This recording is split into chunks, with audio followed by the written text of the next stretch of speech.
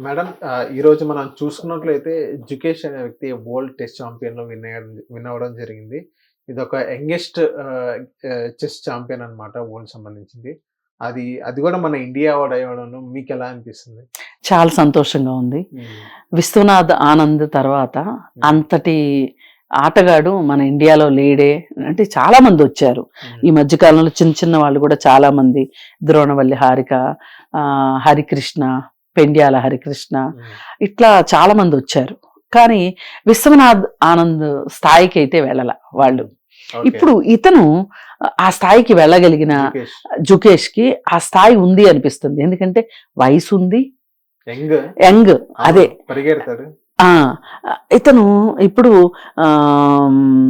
ఇంత చిన్న వయసులో అంత స్థాయికి వెళ్ళాడు కాబట్టి ఇంకా ఇంకా ముందుకెళ్ళి విశ్వ విజేతగా నిలబడే అవకాశం ఉంది అని అనిపిస్తుంది. హ్మ్.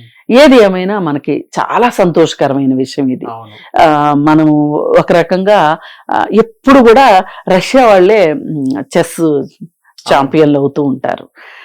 మొదటిసారిగా రష్యా వాళ్ళని ఓడించి మన విశ్వనాథ్ ఆనంద్ విశ్వ విజేతగా నిలిచాడు. హ్మ్. అలాగే ఇప్పుడు ఇతను కూడా ఆ స్థాయికి వెళ్ళాలని, అవసరమైతే అంతకంటే పెద్ద స్థాయికి వెళ్ళాలని కూడా మనం కోరుకుందాం. అవును. మనకి అప్పుడప్పుడు మనము క్రీడల్లో మనం వెనకబడిపోతున్నామే అని. చాలా వెనకబడి ఆ! ఈవెన్ మనం ఒలింపిక్స్ చూసినా గాని అవును. Majority of the medals China తీసుకెళ్తుంది. చైనా, అమెరికా తీసుకెళ్తాయి. ఇండియాకి సరిగ్గా రాని పరిస్థితి. ఇప్పుడు ఇండియన్ గవర్నమెంట్ గాని, ఇప్పుడు ఆంధ్రప్రదేశ్ తెలంగాణ గవర్నమెంట్ గాని ఎడ్యుకేషన్ తో ఎంతైతే కాన్సంట్రేషన్ పెడతారో స్పోర్ట్స్ మీద కూడా అంతే కాన్సంట్రేషన్ పిల్లలకి డైవర్ట్ చేయాలని విధిగా చాలా మంది చెప్తున్నారు. మీరు కూడా అదే చెప్తారా మేడం?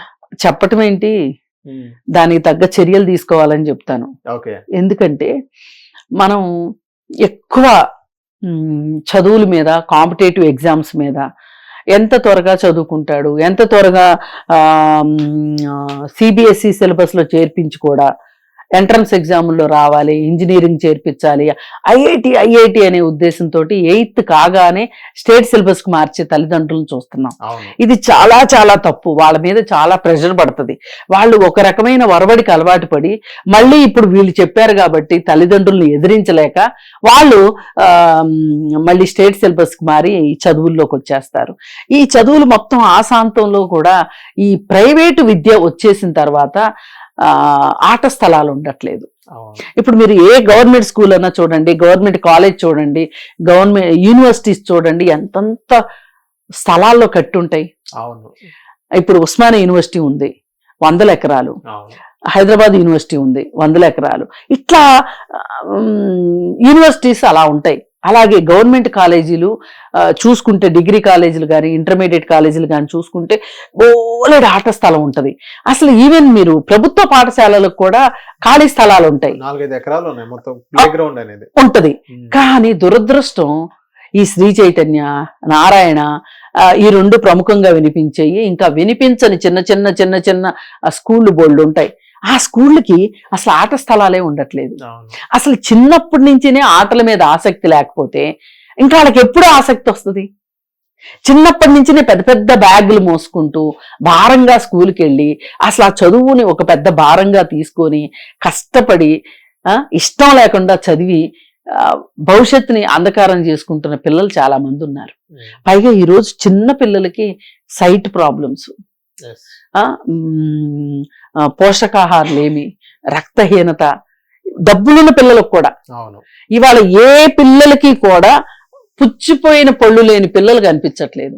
వాళ్ళకి విపరీతంగా చాక్లెట్లు పెట్టేసేసి ఆట స్థలాలకి అనేది లేకోకుండా చిన్న పిల్లలకే ఊబకాయం వస్తున్న పిల్లలు ఇవాళ ఎక్కువగా ఉన్నారు. దీని ప్రభావం వల్ల ఆడపిల్లలు ఒక రకంగా నష్టపోతుంటే మగపిల్లలు ఇంకొక రకంగా నష్టపోతున్నారు. ఆరోగ్యంగా నేను ఆరోగ్య విషయాలే మాట్లాడుతున్నా. మరి ఇలా జరగటం వల్లనే మనం అసలు క్రీడల్ని ప్రోత్సహించకపోవటం వల్లనే చిన్నతనం నుంచి మనము అసలు క్రీడలు వాటికున్న ఇంపార్టెన్స్, అలాగే అంతర్జాతీయంగా మనకున్న ఖ్యాతి తెచ్చుకోవాలి, దేశీయంగా కూడా మనం గొప్పగా ఉండాలి అనే ఒక భావన పాలకుల్లో లేదు. అసలు చదువుల మీదనే వాళ్ళకి శ్రద్ధ లేదు. ఎందుకంటే వాళ్ళు ఎందుకు అలా శ్రద్ధ లేకుండా చేసేసుకుంటున్నారు అంటే ఇదేదో మన పని కాదు, మన బాధ్యత కాదు విద్య అనేది. అవును. డబ్బులు ఉన్నోడు చదువుకుంటారు. అందుకే ఇప్పుడు గవర్నమెంట్ స్కూల్స్ ని విలీనం చేస్తున్నారు. సో మేడం ఇక్కడ ఇలా చేయడం వల్ల ఏం జరుగుతుంది అంటే అసలు చదువులు పాడవటమే కాకుండా ఇటు ఆటపాటలకి కూడా దూరం అయిపోతున్నారు పిల్లలు. దీనివల్ల ఇంకా అసలు వీళ్ళకి క్రీడాశక్తి ఎక్కడి నుంచి వస్తుంది? ఎక్కడో ఒక చోట తల్లిదండ్రులకి విపరీతమైన ఇష్టం ఉండి వాళ్ళు చాలా డబ్బు ఖర్చు పెట్టి ఈ పిల్లల్ని ఇలా క్రీడల వైపు తీసుకెళ్ళాలి అని ఒక కేవలం తల్లిదండ్రుల ఆసక్తితో ఈ మాత్రమైనా క్రీడల్లో మన వాళ్ళు రాణిస్తున్నారు తప్పితే ప్రభుత్వం వల్లమైతే కాదు. ఓకే మేడం, ఇక్కడ మనం చూసుకున్నట్లయితే పేరెంట్స్ కూడా మారాలి అని చాలా మంది అంటారు. ఎందుకంటే ఒక చిన్న పిల్లలు ఏడ్చినా గానీ వాళ్ళకి స్మార్ట్ ఫోన్ ఇచ్చే పరిస్థితి, బయటకు వెళ్ళి బయట ప్లే గ్రౌండ్ లో ఆడుకోమని ఎవరు చెప్పని పరిస్థితి చూసాం. నేను ఒక చిన్న ప్రతి ఒక పిల్లలు చదువుకున్నా కానీ లేకపోతే తినకపోయినా కానీ స్మార్ట్ ఫోన్ చూపించిన పరిస్థితి. సో ఫస్ట్ ఆ స్మార్ట్ ఫోన్ ని బంద్ చేసి వేరే ఏదైనా ఫిజికల్ యాక్టివిటీస్ చేపిస్తేనే ఇప్పుడు పిల్లలు ఏదైనా ఫిజికల్ గా కానీ యాక్టివ్గా ఉండే బాడీ యాక్టివేట్ గా ఉండిద్ది.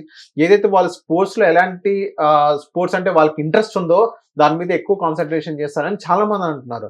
దానివల్ల ఏదైనా మెడల్స్ కానీ ఎంతో కొంత ఛాంపియన్ అయ్యే పరిస్థితి కూడా ఉండిద్ది. సో ఇది ఫస్ట్ పేరెంట్స్ మారాలని చాలా మంది అంటారు. ఇది కరెక్టేనా మేడం? పేరెంట్స్ మారాలి కాదని ఎవ్వరూ అనట్లేదు. పేరెంట్స్ తో పాటు ప్రభుత్వానికి కూడా విద్యార్థుల పట్ల, విద్యార్థుల ఆసక్తుల పట్ల, క్రీడల పట్ల, వీటి పట్ల ప్రభుత్వం కూడా అసలు ఇప్పుడు మనం ఎంత మాట్లాడుకున్నా, పేరెంట్స్ ఎంత మాట్లాడుకున్నా, మారినా నిర్ణయాలు తీసుకునేది ఎవరు?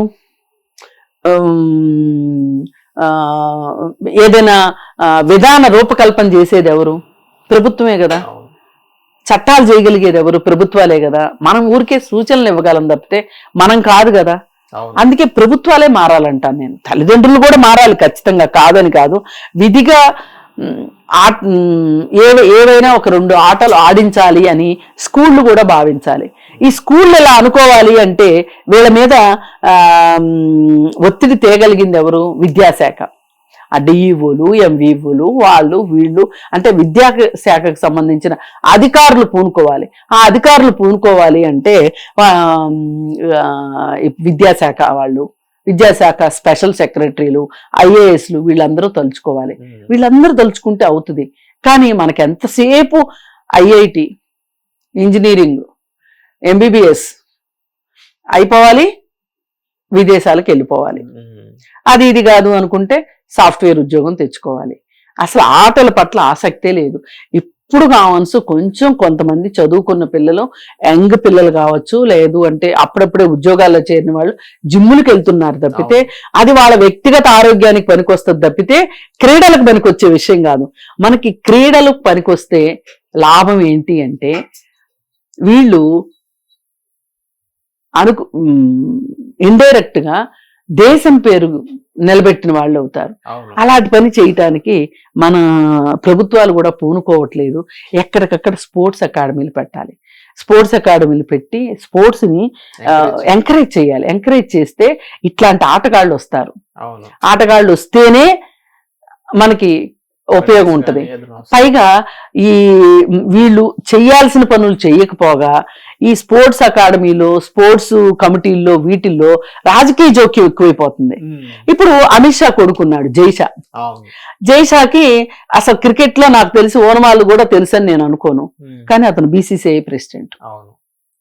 అలాగే ఇప్పుడు మనం పోయినసారి చూసాము రెజ్లర్స్, బాక్సర్స్, మహిళా బాక్సర్లు, వాళ్ళు ఒక ఎంపీ దానికి సంఘానికి అధ్యక్షుడుగా ఉండి మమ్మల్ని ఇబ్బంది పెడుతున్నాడు, లైంగిక వేధింపులు చేస్తున్నాడు అంటే కూడా ఆ బ్రిజ్ భూషణ్ ని తప్పించడానికి బీజేపీ గవర్నమెంట్ ముందుకు రాలేదు. దానివల్ల ఇప్పుడు మనకి పథకాలు రాని పరిస్థితి.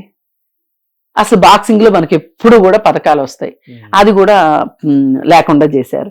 ఈ రోజుకి బ్రిజ్ భూషణ్ కొడుకు నాయకత్వం వహిస్తున్నాడు ఇప్పుడు ఆ బాక్సింగ్ రెజ్లర్స్ అసోసియేషన్ కి. ఎందుకు వాళ్ళు అసలు రాజకీయ జోక్యం ఎందుకు? ఒక పెద్ద రిటైర్ అయిన రెజ్లర్ ని అకాడమీకి పెట్టొచ్చు కదా. ఈ తెలియని వాళ్ళని, అసలు ఆటలతో ప్రవేశం లేని వాళ్ళని తీసుకొచ్చి పెట్టాల్సిన అవసరం ఏంటి? ఇది ఏంటంటే నామినేటెడ్ పోస్టులు భర్తీ చేయడం ఒక లక్ష్యంగా పెట్టుకొని ఇలా చేస్తున్నాయి ప్రభుత్వాలు. ఇలా చేస్తే వేరే ఏ దేశంలోనూ ఇలా జరగదు, మన దేశంలోనే ఈ జాడ్యం ఉంది.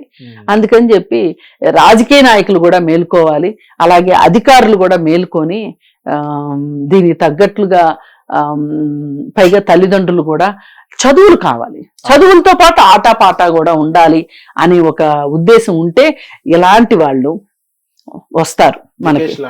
జుకేష్ లాంటి వాళ్ళు వస్తారు. ఇప్పుడు మనకి పివి సింధు గర్వకారణంగా చెప్పుకున్నాం, పిటి ఉషని చెప్పుకునే వాళ్ళం. అలాగే ఇంకా చాలా మంది ఉన్నారు మనకి. వలసమ్మ అని ఆమె ఒకప్పుడు పరుగులు పెట్టేది, పరుగులు రాణిలు, ఇలా రకరకాల వాటిలో ఉన్నారు. మరి ఇట్లాంటి వాళ్ళందరూ ఎలా వచ్చారు? అవును, ఈ వచ్చిన వాళ్ళ ఏరియాలో ఈ స్పోర్ట్స్ అంటే ఇంట్రెస్ట్ ఉన్న కలెక్టర్లో, విద్యాధికారులు ఎవరో ఉండటం వల్ల జరిగింది తప్పితే వేరేగా ఏమీ కాదు. అందుకని అలాంటి దిశగా పనిచేయాలని నేను కోరుకుంటున్నా. మరొకసారి అతనికి అభినందనలు. Thank you. Hit TV app ని డౌన్లోడ్ చేసుకోండి. ఇందులో short news, live news, entertainment movies అన్ని అవైలబుల్ గా ఉన్నాయి. Please download hit TV app. Hit TV app ని ఫ్రీగా డౌన్లోడ్ చేసుకోండి.